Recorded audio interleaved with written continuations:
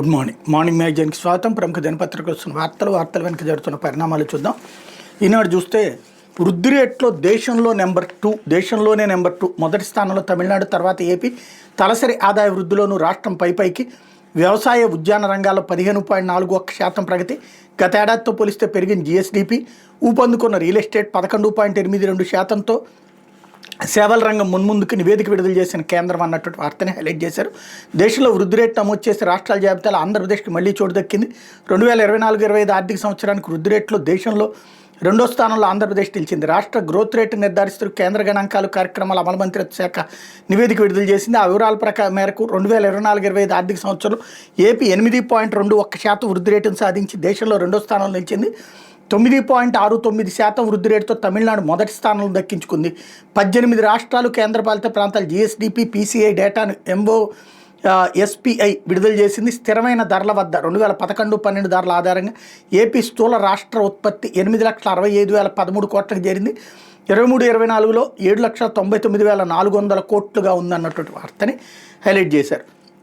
అలాగే తలసరి ఆదాయంలో రాష్ట్రం గత ఏడాది కంటే 11.89% వృద్ధిని నమోదు చేసి దేశంలో ఏపీ 3వ స్థానంలో నిలిచింది. తమిళనాడు 13.58%, కర్ణాటక 12.09% వృద్ధి రేటుతో మొదటి 2 స్థానాల్లో నిలిచాయి. ఏపీ తర్వాత స్థానాల్లో ఉత్తరాఖండ్ 11.33%, రాజస్థాన్ 11.04%, మహారాష్ట్ర 11%, జమ్మూ కాశ్మీర్ 10.6%, ఒరిస్సా 10.59%, హర్యానా 10.59%, అస్సాం 10.33% వృద్ధి రేటుతో మొదటి 10 స్థానాల్లో నిలిచాయి. తెలంగాణ 9.61% వృద్ధి రేటుతో 11వ స్థానం నిలిచింది. ఏపీ తలసరి ఆదాయం 2,66,240 అన్నటువంటి వార్తని హైలైట్ చేసింది. ఈ రెండు ఒక కన్ఫ్యూజన్ ఏంటంటే తలసరి ఆదాయం యాక్చువల్గా మనకంటే తెలంగాణకి ఎక్కువ ఉంది. మరి ఇక్కడ తెలంగాణ 11వ స్థానంలో ఉందని రాశారు. అట్లాగే ఇక్కడ దేశంలో వృద్ధి రేటుకు సంబంధించి 2వ స్థానంలో ఉందని రాశారు. జిఎస్టిపి పెరిగిందని రాశారు. మొన్ననే జిఎస్టీకి సంబంధించినటువంటిది క్లియర్గా జిఎస్టీ పెరిగిందని ఇక్కడ రాశారు. వరుసగా ఈ 10 నెలల్లో చూసుకుంటే 2 నెలల్లో ప్లస్ ఉంది, మిగతా నెలలన్నీ మైనస్ ఉంది. అది కేంద్రం ఇచ్చినటువంటి గణాంకాలే. మరి దానికి దీనికి ఎక్కడ తేడా ఉందన్నటువంటిది అర్థం కాని పరిస్థితి. ఇకపోతే ట్రంప్పై నిరసనల గర్జన, అమెరికా నలుమూలల ర్యాలీలు, హ్యాండ్స్ ఆఫ్కి వెల్లువెత్తిన జనం. అధ్యక్షుడు ట్రంప్ దేశాన్ని నడిపిస్తున్న తీరుపై అమెరికా జనం ఆగ్రహం కట్టలు తెంచుకుంది. ఆయన వ్యవహార శైలిని నిరసిస్తూ దేశమంతటా నిరసనలు వెల్లువెత్తే వేల మంది రోడ్లపైకి వచ్చారు. శనివారం న్యూయార్క్ నుంచి అలస్కా దాకా వీధుల్లో పోటెత్తిన హ్యాండ్స్ ఆఫ్ అంటూ నిందించారు. రిపబ్లికన్ల పాలన ప్రారంభమయ్యాక జరిగిన అతిపెద్ద నిరసనగా ఇది నిలిచింది. గతంలోని ర్యాలీలు జరిగిన ఈసారి జనం భారీ సంఖ్యలో హాజరయ్యారు. పౌర హక్కుల సంఘాలు, కార్మిక యూనియన్లు, స్వలింగ సంపర్క సంస్థలు, న్యాయవాద సంఘాలు, సీనియర్ సిటిజన్ ఎన్నికల సంస్కరణలు తదితర 150 సంఘాల ఆధ్వర్యంలో 50 రాష్ట్రాలను 1200 ప్రాంతాల్లో చేపట్టిన హ్యాండ్స్ ఆఫ్ ఆందోళనలకు నిరసనకారులు వెల్లువెత్తారు. ప్రజలంతా శాంతియుతంగా నిరసన ప్రదర్శనలు నిర్వహించారు అన్నటువంటి వార్తని హైలైట్ చేశారు. ఈ సంఘాలే గతంలో కూడా బైడెన్ని తీసుకొచ్చి దేశాన్ని నాశనం చేసింది. ఎప్పుడైతే దేశం సరిగ్గా డెవలప్మెంట్ గ్రోత్ వైపుకి తీసుకెళ్తుంటారో అప్పుడు నాశనం చేయడం వీళ్ళకి సంబంధించినటువంటి అలవాటు. లేకపోతే మౌలిక వసతుల కల్పనతో ఆకర్షిత భారత్ అంటూ రామేశ్వరం ద్వీపానికి వెళ్లేందుకు నూతనంగా నిర్మించిన పాంబన్ వర్టికల్ రైల్వే వంతెన ప్రధాని నరేంద్ర మోడీ ఆదివారం ప్రారంభించి జాతికి అంకితం చేశారు. వంతెనతో పాటు పట్టాలకు 700 కోట్లు వెచ్చించినట్టు పేర్కొన్నారు. ఈ వంతెనపై నుంచి ప్రయాణించే తొలి రైలు రామేశ్వరం తాంబరం ఎక్స్ప్రెస్ని జెండా ఊపి ప్రారంభించారు. దీంతోపాటు తమిళనాడులోని రాణిపేట నుంచి ఆంధ్రప్రదేశ్ సరిహద్దు వరకు 4 వరుసల జాతీయ రహదారికి సంబంధించినటువంటి అంశం కూడా ఇక్కడ కీలకమైనటువంటిది. అది దాంట్లో కూడా ఇక్కడ లైన్లోకి తీసుకొచ్చారన్నటువంటి వార్తని హైలైట్ చేశారు. లేకపోతే వైకాపా నేత అహ్మద్ బాషా అరెస్ట్ అన్నటువంటి వార్తని ఒకటి హైలైట్ చేశారు. ఇందులో వార్త లోపల పేజీలోకి వెళ్ళింది. కడపకు చెందిన వైకాపా కీలక నేత మాజీ ఉప ముఖ్యమంత్రి అంజాద్ బాషా సోదరుడు అహ్మద్ బాషాను పోలీసులు ఆదివారం అరెస్ట్ చేశారు. కువైట్కి వెళ్లేందుకు ముంబై విమానాశ్రయాన్ని చేరుకున్న ఆయన ఇమిగ్రేషన్ అధికారులు అదుపులో తీసుకుని కడప పోలీసులకు అప్పగించారు. 2022లో కడప వినాయక్ నగర్లో తలెత్తిన ఓ స్థల వివాదంలో జరిగిన ఘర్షణలో ముస్తాక్ అహ్మద్ అనే వ్యక్తిపై అహ్మద్ బాషా తన అనుచరులతో దాడి చేశారు. ఈ ఘటన అప్పట్లో సంచలనం రేకెత్తించగా ఆయనపై వైకాపా ప్రభుత్వం ఎలాంటి చర్యలు తీసుకోలేదు. రాష్ట్రంలో ఎన్డీఏ ప్రభుత్వం అధికారంలోకి వచ్చినప్పటి నుంచి తను అరెస్ట్ చేస్తారని భయంతో అహ్మద్ బాషా దుబాయ్లో తలదాచుకుంటున్నారు. రంజాన్ నేపథ్యంలో ఇటీవల కడపకు వచ్చారు. శనివారం రాత్రి తిరిగి వెళ్లేందుకు ముంబై విమానాశ్రయానికి చేరుకోగా అప్పటికే ఆయనపై లుకౌట్ నోటీసులు జారీ చేయడంతో అదుపులో తీసుకున్నారు. నిందితుడి పోలీసులు ముంబై నుంచి కడపకు తీసుకొస్తున్నారు. కడపలోని పోలీస్ స్టేషన్లో అహ్మద్ బాషాపై పలు కేసులు ఉన్నాయి. సోమవారం నిందితుడిని కడప కోర్టులో హాజరుపరిచిన అనంతరం మిగిలిన కేసుల్లో కూడా పీటీ వారెంట్పై అదుపులో తీసుకోవాలని పోలీసులు భావిస్తున్నారు. అహ్మద్ బాషా కడప చిన్నచౌక్ పోలీసులు గతేడాది నోటీసులు అందజేశారు. స్పీకర్ అయ్యన్న పాత్రుడు, హోంమంత్రి అనిత, కడప ఎమ్మెల్యే మాధవరెడ్డిలపై సామాజిక మాధ్యమాల్లో అనుచిత పోస్టులు పెట్టారన్న అభియోగాలపై గతంలో ఆయనపై కేసులు నమోదే. తాను విచారణకు రాలేనంటూ 15 రోజులు సమయం కావాలంటే అప్పట్లో ఆయన పోలీసులకు లేఖ పంపారు. ఆ తర్వాత హాజరు కాలేదు. జగన్ ప్రభుత్వంలో కడపలో వైకాపా కీలక నేత మాజీ ఉప ముఖ్యమంత్రి అంజాద్ బాషా సోదరుడు అహ్మద్ బాషా సాగించిన అరాచకాలు ఇన్ని కావు. గత 5 ఏళ్ల పాటు నగరంలో భూములను ఆక్రమించుకోవడం, ప్రశ్నిస్తే దాడులకు పాల్పడడం, ప్రత్యర్థులను భయభ్రాంతులకు గురి చేయడంతో పాటు ప్రజలకు బహిరంగ హెచ్చరికలు జారీ చేసేవారు. తన అన్న అధికారాన్ని అడ్డుపెట్టుకుని చెలరేగిపోయారు. ఆ రాజకీయాలు మచ్చుకొని పరిశీలిస్తే కడప నగరంలోని వినాయక నగర సమీపంలో నగరపాలక సంస్థ అనుమతులు లేకుండా వెంచర్లు వేశారు. ఈ అక్రమ లేఅవుట్కి అప్పట్లో తెలుగుదేశం పార్టీలో ఉన్న జమీల్ బాషా స్థలాన్ని ఆక్రమించుకుని రహదారి నిర్మాణం చేపట్టారు. ఈ అక్రమాన్ని ప్రశ్నించి జమీల్తో పాటు ఆయన సోదరుడు ముస్తాక్పై 2022 నవంబర్ 11 అహ్మద్ బాషా దాడులకు పాల్పడ్డారు. బాధితులకు తీవ్ర గాయాలయ్యాయి. చివరికి బాధితులపై తీవ్ర ఒత్తిడి చేసి బలవంతంగా కేసులు రాజీ చేసుకోవడంతో పాటు ఆస్తిలో కొంత వదులుకునేలా చేశారు. చివరికి వారిని వైకాపాలో చేర్చుకున్నారు. ఇంత జరిగిన అప్పట్లో పోలీసులు ఎలాంటి చర్యలు తీసుకోలేదు. తెలుగుదేశం పార్టీ వైసీపీ వర్గాల మధ్య ఘర్షణ విషయమే ఇరు పార్టీల నేతలు కడపలో 2వ పోలీస్ స్టేషన్కి చేరుకున్నారు. ఆ సమయంలో అక్కడికి వచ్చిన అహ్మద్ బాషా పోలీసులు అయితే తెలుగుదేశం పార్టీ కార్యకర్తలపై దాడులకు దిగారు. ఈ సమయంలో మీడియాతో మాట్లాడి తెలుగుదేశం పార్టీ పాలిట్ బ్యూరో సభ్యుడు శ్రీనివాసరెడ్డి ఎమ్మెల్యే మాధవేలను అసభ్య పదజాలంతో దూషించారు. నీ ఇంటికి వచ్చి బయటకు ఈడ్చి కొడతానంటూ బూతులు తిట్టారు. ముఖ్యమంత్రి చంద్రబాబు పైన అసభ్య పదజాలాన్ని వినియోగించారు. కొన్ని వర్గాల వారి మనోభావాలు దెబ్బతీసేలా ప్రవర్తించారు. కడప నగరంలో ప్రభుత్వ భూములను ఆక్రమించుకుని ఇష్టారాజ్యంగా వెంచర్లు వేశారు. అనుమతులు లేని ప్లాట్లను ప్రజలకు అంటగట్టి వారు ఇబ్బంది పడేలా చేశారు. కడపలో ఇతర పార్టీల వారు కార్యకలాపాలు సాగించకుండా అడ్డుకున్నారు. చంద్రబాబును అరెస్ట్ చేసిన సమయంలో ప్రజలు నిరసనలు తెలపకుండా అడ్డుకున్నారు. చివరకు సందులో దీక్షలు చేసుకోవాల్సి వచ్చింది అన్నటువంటి వార్తని హైలైట్ చేశారు. ఇవన్నీ నిలబడే కేసు కాదు. కాకపోతే ఏంటంటే ముందు అరెస్ట్ చేసి కొన్ని రోజుల పాటు ఇబ్బంది పెట్టడానికి పనికొచ్చేటటువంటిది. ఎందుకంటే ఇందులో ఇదంతా చదువుతుంటే సివిల్ సెటిల్మెంట్లు అక్కడ ఇద్దరి మధ్యన తెలుగుదేశం నాయకుడికి వీళ్ళకి మధ్యన గొడవల్లాగా కనబడుతోంది. ఇకపోతే మట్టి ఖాళీ చేసే మార్గం ఏది? పోలవరం కుడికాలం ఇరుపక్కల గట్లపై పేర్కొన్న గుట్టలు అవి తొలగిస్తేనే బనకచెర్ల అనుసంధాన కాలువ మట్టికి చోటు. పోలవరం ప్రాజెక్టు కుడికాలువ గట్టుపై పేరుకుపోయిన గుట్టల కొద్దీ మట్టి పెద్ద సమస్యగా పరిమించింది. ఇది అక్రమార్కులు వరం కాకుండా కాపాడడం ఒక ఎత్తు అయితే, తిరిగి కాలువలోకి జారకుండా అడ్డుకోవడం మరో ఎత్తులో మారింది. ఇప్పటికే కుడికాలువ ఇరుపక్కల గట్లపై 6 కోట్ల క్యూబిక్ మీటర్ల మట్టి ఉంది. దీన్ని తరలిస్తేనే పోలవరం బనకచెర్ల అనుసంధానంలో భాగంగా కొత్తగా తవ్వనున్న కాలువ ద్వారా వచ్చే మట్టిని ఈ గట్లపై డంప్ చేయొచ్చని జలవనరుల శాఖ అధికారులు యోచిస్తున్నారు. అయితే ఈ మట్టి కొనేందుకు ఎవరూ ముందుకు రావడం లేదు. దీన్ని ఎక్కడికి తరలించాలి, ఆ గట్లు ఎలా ఖాళీ చేయాలన్నది పెద్ద సవాలుగా కనిపిస్తుంది అన్నటువంటి వార్తని హైలైట్ చేశారు. ఇంతకు మించినటువంటి దుర్మార్గం, ఇంతకు మించినటువంటి జోకు కామెడీ మరొకటి ఉండదు. మట్టి కోసం జనాలు కొట్టుకు చేస్తున్నారు. డబ్బులు ఒక్కొక్క ట్రాక్టర్ వచ్చేటప్పటికి మినిమం 1500 రూపాయల నుంచి మ్యాక్సిమం 5000 రూపాయల దాకా వసూలు చేస్తున్నారు. దాన్ని ఎవరు వద్దంటం ఏంటి? ఎవరు తీసుకొని ఇదిగో ఇక్కడ ఉంది మట్టి తీసుకుపోండి అని చెప్తే చాలు జనం ఎగబడి తీసుకుంటారు. ఇప్పుడు ఈ పేరు చెప్పి ఇబ్రహీంపట్నంలో VTPS దగ్గర, లేకపోతే కడపలో కనుక అక్కడ ఉన్నటువంటి రాయలసీమ థర్మల్ పవర్ ప్లాంట్ దగ్గర సంస్థ డబ్బులతో తీసుకెళ్ళి తగలేసి నాయకులు తిన్నట్టు ఇక్కడ కూడా తినడానికి ఉపయోగపడుతుంది. అంత మించి మరేం లేదు. లేకపోతే సాక్షి ఆరోగ్యం విషమం, ఆగిన సేవలు, సమ్మెబాట్లో నెట్వర్క్ ఆసుపత్రులు, ఉచిత వైద్యం బంద్. నెల రోజులు ముందే నోటీస్ ఇచ్చినా పట్టించుకొని ప్రభుత్వం 3500 కోట్లు బకాయి పెట్టిన చంద్రబాబు సర్కార్ దీనిపై ఇప్పటివరకు 26 సార్లు లేఖలు రాసిన స్పందించడం అయినా గత 5 ఏళ్లు ప్రజారోగ్యానికి సంపూర్ణ భరోసా. ఆరోగ్యశ్రీతో దాదాపు 45 లక్షల మందికి 13,000 కోట్లకు పైగా లబ్ధి. నాడు జగన్ హయాంలో అందరికీ ఆరోగ్య భరోసా అన్నటువంటి వార్తని హైలైట్ చేశారు. ఇక్కడే జోక్ ఏంటంటే నిజంగా జరిగిందా? అప్పుడు ఆరోగ్యశ్రీ అయితే నడిచింది, కానీ ఎన్నిసార్లు వాళ్ళు అప్పుడు లేఖలు రాశారు, సమ్మె నోటీసులు ఇచ్చారు, ఎన్నిసార్లు అప్పుడు ఆరోగ్యశ్రీ ట్రస్ట్తో చర్చలు జరిగినాయి, ఎన్నిసార్లు ఫెయిల్ అయినాయి. ఫైనల్గా అయితే కార్యక్రమం నడుపుకుంటూ వెళ్ళారు అంతవరకే. కానీ అప్పుడు ఇదే సమస్య వచ్చింది. అప్పుడు అద్భుతం అని రాయడమే తప్పు, ఇప్పుడు తప్పు అని రాయడంలో తప్పు లేదు. కానీ అప్పుడు అద్భుతం అని చెప్పి రాయడంలోనే పెద్ద హంబక్ తప్పించి మరేం లేదు. లేకపోతే గురువు కరువు అంటూ IIT, NIT, IIMలో సగానికి పైగా ప్రొఫెసర్ లేరు. స్పష్టం చేసిన పార్లమెంటరీ స్టాండింగ్ కమిటీ. కేంద్ర విశ్వవిద్యాలయాల్లోనూ బోధనేతర పోస్టుల భర్తీపై ఆందోళన.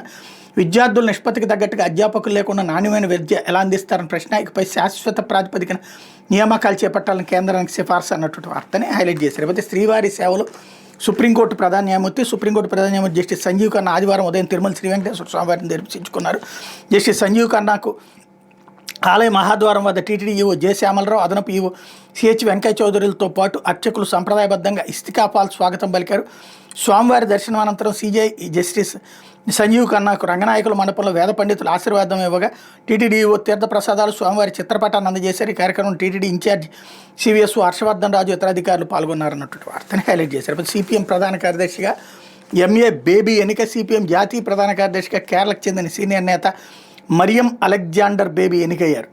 కొందరు నేతలు ఆల్ ఇండియా కిసాన్ సభ అధ్యక్షుడు అశోక్ దవాలేని ఈ పదవికి బలపరచగా మెజార్టీ సభ్యుల మద్దతుతో బేబీ ఎన్నికైనట్టు ప్రకటించారు. పాలిట్ బ్యూరో నుంచి సీనియర్ నేతలు ప్రకాష్ కారత్, బృందాకారత్ వైదొలిగారు అన్నటువంటి వార్తని హైలైట్ చేశారు. లేకపోతే ఆదాయం అడుగంటిన అభివృద్ధి గొప్పలు, జీఎస్టీపీ 8.21% అని సర్కార్ అంచనాలపై ఆర్థిక నిపుణుల విస్మయం, రాష్ట్ర సొంత ఆదాయాల్లో భారీగా తగ్గుదల, రిజిస్ట్రేషన్లు రాబడి గండి, ఏ రాష్ట్రంతో పోల్చి చూసిన ఏపీలో జీఎస్టీ వసూలు తక్కువే, మొదటి 11 నెలల్లో పన్నేతర ఆదాయాలు 33.35%, మూలధన వ్యయం 42.78% తగ్గుదల, ఉపాధి లేదు, ఉద్యోగాలు లేవు, పరిశ్రమలు రాలేదు, మరి వృద్ధి ఎక్కడి నుంచి వచ్చినట్టు అంటూ వార్త రాసుకొచ్చింది. ఇందులో కీలకమైనటువంటిది ఓవరాల్గా జరిగినటువంటి అంశాల గురించి హైలైట్ చేసుకొచ్చింది. ఒక పక్క రాష్ట్ర సొంత పన్నుల ఆదాయం తగ్గిపోతున్నట్టు గణాంకాలు స్పష్టంగా వెల్లడిస్తున్నారు. 2024-25లో ఫిబ్రవరి వరకు 2.1% వార్షిక వృద్ధి మాత్రమే నమోదైన రాష్ట్ర స్థూలోత్పత్తి ఏకంగా 8.21%గా ఉంటుందని టీడీపీ సర్కార్ అంచనాలు రూపొందించుకోవడంపై ఆర్థిక రంగ నిపుణులు తీవ్ర విస్మయం వ్యక్తం చేస్తున్నారు. గత ఆర్థిక సంవత్సరం మొదటి 11 నెలల్లో పన్నేతర ఆదాయాలు 33.35% తగ్గిపోగా మూలధన వ్యయం 42.78% తగ్గిందని, ఏ గణాంకాల ప్రకారం చూసినా రాష్ట్ర ఆదాయాలు బాగా తగ్గాయని విశ్లేషిస్తున్నారు. దేశంలో ఏ రాష్ట్రంతో పోల్చి చూసినా ఏపీలో జీఎస్టీ వసూలు తక్కువగా ఉన్నాయని ప్రస్తావిస్తున్నారు. రాష్ట్రంలో ఉపాధి లేదు, పరిశ్రమలు రాలేదు, ఉద్యోగాలు రాకపోగా ఉన్నవే ఉడుతున్నాయి. రాష్ట్రం సొంత పన్నులు, రిజిస్ట్రేషన్ ఆదాయాలు అడుగంటాయి.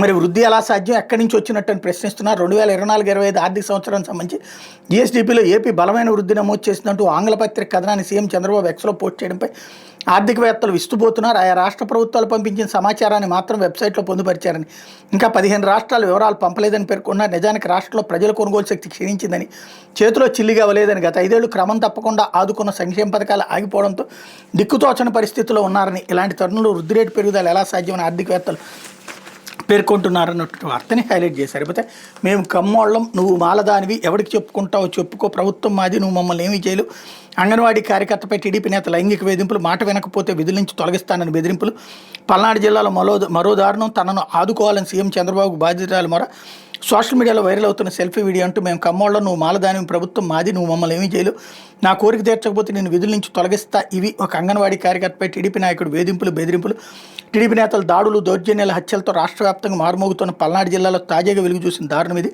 భర్తను కోల్పోయి 2 చిన్నపిల్లలను సంరక్షించుకున్న అంగన్వాడీ కార్యకర్తగా పొట్టబోసుకున్న దళిత మహిళపై కన్నేసిన పల్నాడు జిల్లా సత్తెనపల్లికి చెందిన టీడీపీ నేత బొడ్డు వెంకటేశ్వరరావుని వేధిస్తున్నారన్నటువంటి వార్తని హైలైట్ చేశారు. అయితే విశాఖ ఉక్కు ప్రైవేటీకరణ ప్రక్రియ కొనసాగుతోంది. ఉక్కు మంత్రిత్వ శాఖ స్పష్టీకరణ, విశాఖ స్టీల్ ప్లాంట్ ప్రైవేటీకరణ ప్రక్రియ కొనసాగుతోందని కేంద్ర ఉక్కు మంత్రిత్వ శాఖ స్పష్టం చేసింది. స్టీల్ ప్లాంట్ కార్మిక నాయకుడు పాడి త్రినాథరావు ఇటీవల అడిగిన ప్రశ్నకు ఉక్కు మంత్రిత్వ శాఖ ఈ మేరకు స్పష్టమైన సమాధానం ఇచ్చింది. కూటమి ప్రభుత్వం అధికారంలోకి వచ్చిన తర్వాత స్టీల్ ప్లాంట్ ప్రైవేటీకరణ ఆపేశామని అనేకసార్లు రాష్ట్ర మంత్రులు, ఎమ్మెల్యేలు చెప్తూ వస్తున్న సంగతి తెలిసిందే అన్నటువంటి వార్తని హైలైట్ చేశారు. లేకపోతే ఆన్లైన్ పేమెంట్స్లో అతివల హవా, డీజీ చెల్లింపుల్లో దూసుకుపోతున్న భారతీయ మహిళలు 2014లో 14% మంది మహిళలు మాత్రమే ఈ చెల్లింపులు 2023 నాటికి 37% మంది వినియోగించారు. క్రిసిల్ నివేదిక వెల్లడి. డీజీ చెల్లింపుపై 20 కోట్ల మంది అతివల ఆసక్తి, మొబైల్ ఇంటర్నెట్లోనూ అదే వృద్ధి, బ్యాంకింగ్ సేవల్లోనూ మహిళలే మహారాణులు అంటున్న ఆర్బీఐ అన్నటువంటి వార్తని హైలైట్ చేశారు. అయితే అనర్హులతో అడ్డగోలుగా మూల్యాంకనం, ఓపెన్ ఇంటర్ మూల్యాంకనంలో అధికారుల ఇష్టారాజ్యం, ఒక్కరితో రోజుకి 70 నుంచి 100 జవాబు పత్రాలు దిద్దిస్తున్నామని. మచిలీపట్నంలో ఇదే పరిస్థితి. కృష్ణా జిల్లా కేంద్రమైన మచిలీపట్నంలో ఓపెన్ ఇంటర్ మూల్యాంకనం ప్రక్రియ అధికారుల ఇష్టారాజ్యంగా మారింది. అనర్హులతో అడ్డగోలుగా జవాబు పత్రాలు మూల్యాంకనం చేస్తున్నారు. మచిలీపట్నంలోని లేడీ యాంప్తిల్ ప్రభుత్వ బాలికల జూనియర్ కళాశాల ఆవరణలోని బాలికోన్నత పాఠశాలలో ఓపెన్ ఇంటర్ జవాబు పత్రాల మూల్యాంకనం ఈ నెల 3వ తేదీన ప్రారంభమైంది. ఇక్కడ సంబంధించిన సబ్జెక్టులో అర్హత లేని వారితో మూల్యాంకనం చేస్తున్నట్టు తెలిసింది. మచిలీపట్నంలో ప్రైవేట్ కళాశాలలో పౌరశాస్త్రం బోధించే అభ్యాసకులతో ఇంగ్లీష్ పరీక్ష జవాబు పత్రాలను దిద్దించినట్టు తెలిసింది. మరికొన్ని జవాబు పత్రాలను సైతం ఇదే తరహాలో మూల్యాంకనం చేయించినట్టు సమాచారం. సాధారణంగా రోజుకు ఒక అధ్యాపకుడు 30 నుంచి 40 మాత్రమే జవాబు పత్రాలను మూల్యాంకనం చేయాలి. ఇక్కడ మాత్రం ఒక్కొక్కరితో రోజుకి 70 నుంచి 100 జవాబు పత్రాలు మూల్యాంకనం చేస్తున్నట్టు తెలిసింది. తద్వారా వచ్చే డబ్బులు మూల్యాంకనం చేస్తున్న వారు అధికారులకు పంచుకుంటున్నారని ఆరోపణలు వినిపిస్తున్నాయి. లేడీ యాంప్తిల్ కళాశాలలో 10వ తరగతి రెగ్యులర్ విద్యార్థులు జవాబు పత్రాలు మూల్యాంకనం కూడా చేస్తున్నారు. ఉపాధ్యాయులు రోజుకి 40 జవాబు పత్రాలు మాత్రమే దిద్దాలైతే ఇక్కడ 50 నుంచి 60 పేపర్లను హడావుడిగా దిద్దుతూ విద్యార్థుల జీవితాలతో చెలగాటమాడుతున్నారని విమర్శలు వినిపిస్తున్నాయి. అధికారుల ఇష్టారాజ్యంగా ఓపెన్ ఇంటర్ 10వ తరగతి జవాబు పత్రాలు మూల్యాంకనం చేస్తున్న విషయాన్ని కృష్ణా జిల్లా కలెక్టర్ డీకే బాలాజీ దృష్టికి సాక్షి తీసుకెళ్లింది. ఆయన సంబంధిత అధికారులకు ఫోన్ చేసి జవాబు పత్రాలను మూల్యాంకనం చేసే వారి జాబితాలను తనకు పంపించాలని ఆదేశించినట్టు సమాచారం. కలెక్టర్ ఆరా తీయడంతో కేవలం అర్హుల జాబితాలు మాత్రం పంపించేలా సంబంధిత అధికారులు చర్యలు చేపడుతున్నట్టు తెలుస్తోంది. ఈ నెల 3వ తేదీ నుంచి ఎవరెన్ని పేపర్లు దిద్దినట్టు సంతకాలు చేశారు, అందులోని వారి పేర్లను, తాజాగా అధికారులు పంపించిన వారి పేర్లను రిజిస్టర్తో సరిపోర్చితే అధికారుల బండారం బట్టబయలవుతుందని పలువురు అధ్యాపకులు అభిప్రాయపడుతున్నారు అన్నటువంటి వార్తని హైలైట్ చేశారు. అయితే గ్రూప్ రాజకీయాల దాటికి విద్యార్థుల భవిష్యత్తు గాలికి ఒంగోలు ట్రిపుల్ అక్రమంగా పదోన్నతులు, గవర్నింగ్ కౌన్సిల్ ఉత్తర్వులు లేకుండానే ప్రమోషన్లు, గెస్ట్ ఫ్యాకల్టీలను అసిస్టెంట్ ప్రొఫెసర్లుగా డిజిగ్నేషన్లో మార్పులు, ఒంగోలు ట్రిపుల్ అక్రమాలకు అడ్డాగా మారింది. టీడీపీ కూడా ప్రభుత్వ పెద్దల అండదండలతో ఇందులోని అక్రమార్కులు చెలరైపోతున్నారు. ఇక్కడ నిబంధనలకు వ్యతిరేకంగా కొందరు గెస్ట్ ఫ్యాకల్టీలు అసిస్టెంట్ ప్రొఫెసర్లుగా పదోన్నతులు కొట్టేశారు. ఇప్పుడు వీరు విద్యార్థుల భవిష్యత్తును గాలికి వదిలేసి గ్రూప్ రాజకీయాలు చేస్తున్నారనే విమర్శలు ఉన్నాయి. ట్రిపుల్ ఐటీలో 2017లో టీచింగ్ ఫ్యాకల్టీకి నోటిఫికేషన్ విడుదలైంది. ఎలాంటి రాత పరీక్ష లేకుండా రికమెండేషన్ ద్వారా 40 మంది గెస్ట్ ఫ్యాకల్టీ రిక్రూట్ అయ్యారు. ఏడాది తిరగకుండానే వేళ్లలో 4గురికి మినహా మిగిలిన వాళ్ళందరూ 2018లో అసిస్టెంట్ ప్రొఫెసర్లుగా పదోన్నతులు వచ్చేసాయి. అధికార ఉత్తర్వులు గవర్నింగ్ కౌన్సిల్ ఆమోదం లేకుండా డిజిగ్నేషన్ మార్చేశారు. గెస్ట్ ఫ్యాకల్టీలో ఒకరు అప్పుడు అడ్మినిస్ట్రేటివ్ హోదాలో పదోన్నతులు బరితెగించినట్టు ఆరోపణలని. ఆనాడు అసిస్టెంట్ ప్రొఫెసర్ హోదా పొందిన వారంతా ప్రస్తుతం ఏఓగా, ఫైనాన్షియల్ ఆఫీసర్గా, స్టూడెంట్ వెల్ఫేర్ డీన్గా, కంట్రోలర్ ఆఫ్ ఎగ్జామినర్గా ప్రత్యేక హోదాలు అనిపిస్తున్నారు. అడ్మినిస్ట్రేటివ్ ఆఫీసర్కు స్నేహితుడైన వ్యక్తిని అడ్డదారులు గెస్ట్ ఫ్యాకల్టీకి తీసుకొచ్చి అసిస్టెంట్ ప్రొఫెసర్ని చేసి స్టోర్స్ పర్చేజ్ ఇన్ఛార్జి కూడా అదనపు బాధ్యతలు అప్పగించారు. ట్రిపుల్ ఐటీలో 2018లో కాంట్రాక్ట్ టీచింగ్ నోటిఫికేషన్ విడుదల చేశారు. ఈసారి మాత్రం నిబంధనల ప్రకారం ఎంపిక ప్రక్రియ నడిపారు. ఇందులో సెలెక్ట్ అయిన వాళ్ళని తొలగించాలన్న కుట్రతో ఎల్లో గ్యాంగ్ 2019లో వీళ్ళని సాగనంపి మళ్లీ నోటిఫికేషన్ ఇచ్చినప్పుడు రావాలని చెప్పినట్టు సమాచారం.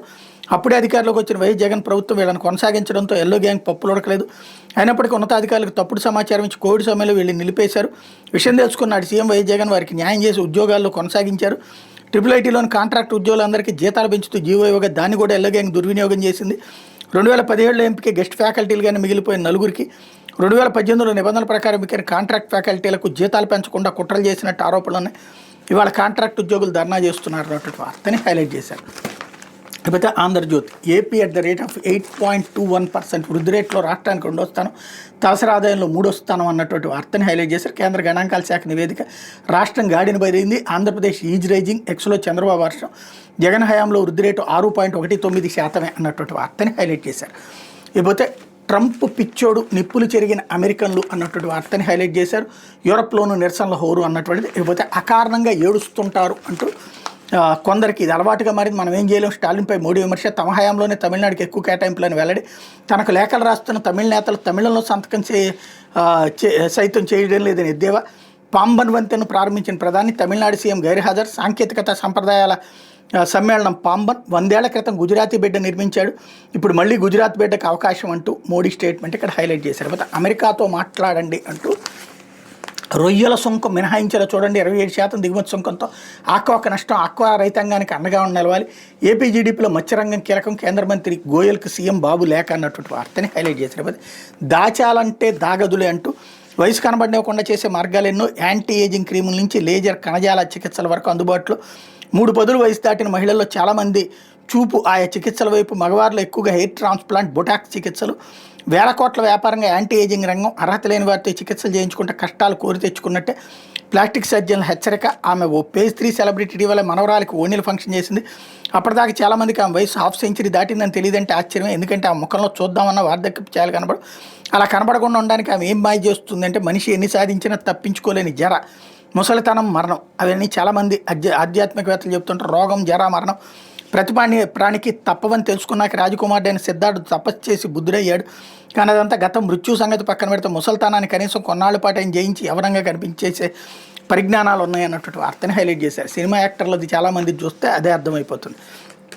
అయితే పంచాయతీల్లో దొంగలు పడ్డారు అంటూ వైసీపీకి చెందిన సర్పంచులు 100 కోట్ల రూపాయలు స్వాహాపరం, 100 పంచాయతీల్లో నిధులు దోపిడీ, సొంత వనరుల సొమ్ము గుట్టుగా జేబుల్లోకి, పనులు చేయకుండా నిధులు రా, అడ్డగోలుగా దొంగ బిల్లుల సమర్పణ, ఇంటి పనుల వసూళ్లలో నొక్కుడు, అధికారుల సహకారంతో అక్రమాలు, కూటమి సర్కారు వచ్చే ఫిర్యాదులు, దోపిడీపై విచారణ, కమిషనరేట్కి నివేదిక అన్నటువంటి వార్తని హైలైట్ చేశారు. అయితే నేపాల్లో కిడ్నాప్ నిందితులు అంటూ వంశీ ముఖ్యాన్ని చోటు కొమ్మ కోట్లు, మరో 3 అక్కడే. రాత్రిపూట సన్నిహితులకు ఫోన్లు, కేసు వివరాలు, పోలీసు కదలికలపై ఆరా అన్నటువంటి వార్తని హైలైట్ చేశారు. లేకపోతే నేరాలపై డ్రోన్ కన్ను. ఇప్పటికే బెజవాడ సహా పలు చోట్ల వినియోగం. రాష్ట్ర వ్యాప్తస్తున్న పోలీస్ శాఖ ప్రణాళిక. ట్రాకింగ్, నావిగేషన్, సెన్సర్లు వంటి ఆధునిక సాంకేతికతతో నేరాల కట్టడిలో సహకారం. ట్రాఫిక్ నియంత్రణ, బందోబస్తులను ప్రతి గ్రామంలోని సీసీ కెమెరాల ఏర్పాటు లక్ష్యం అన్నటువంటి వార్తని హైలైట్ చేశారు. లేకపోతే మార్మోగిన రామతీర్థం అంటూ అంగరంగ వైభవంగా సీతారాముల కళ్యాణం. ప్రభుత్వం తరపున మంత్రి కొండపల్లి పట్టు వస్త్రాల సమర్పణ అన్నటువంటి వార్తను హైలైట్ చేశారు. అట్లాగే రమణీయం భద్రాద్రి రాముడి కళ్యాణం. భద్రాచలంలో వైభవంగా సీతారాముల కళ్యాణోత్సవంతో పాటు ఒంటిమిట్టలో సీతారాముడికి ప్రత్యేక పూజలు. సమాజ నిర్మాణానికి శ్రీరాముడి ఆదర్శం అంటూ శ్రీరాంపురంలో కుటుంబ సమేతంగా వెంకయ్య పూజలకు సంబంధించినటువంటి స్టేట్మెంట్ని హైలైట్ చేశారు. ఇది దినపత్రికలు వచ్చిన వార్తలు వెనక జరుగుతున్న పరిణామాలు.